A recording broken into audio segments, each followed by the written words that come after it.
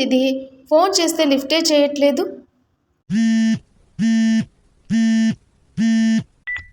స్వాతికి phone చేద్దాం. Hello Swathi, దీక్షని ఏమన్నా చూసావా? కాలేజ్లో ఏమన్నా కనిపించిందా? ఫోన్ కూడా లిఫ్ట్ చేయట్లేదు.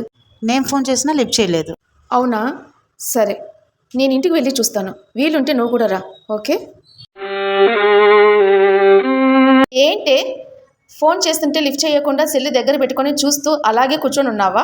ఏంటి అంత డల్లుగా ఉన్నావు? స్వాతి ఫోన్ చేసినా లిఫ్ట్ చేయలేదంట ఫోన్. రాజేష్ మోసం చేశాడే.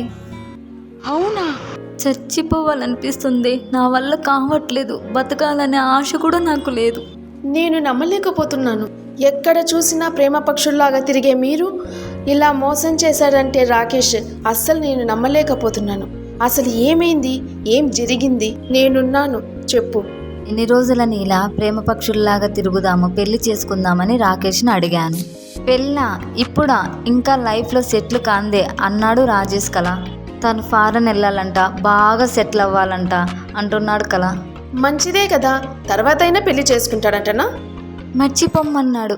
నువ్వు ఎంజాయ్ చేసావు, నేను ఎంజాయ్ చేశాను, నాతోనే ఫ్యూచరే లేదంటున్నాడు. ఏంటి అంత మాట అన్నాడా? చూడు దీక్షిత, ప్రేమంటే ఒకరిని వదిలి ఒకరు ఉండలేరు. అది ప్రేమంటే సచ్చినా బతికినా వాళ్ళతోనే కడదాకా బతకాలని కోరుకుంటారు.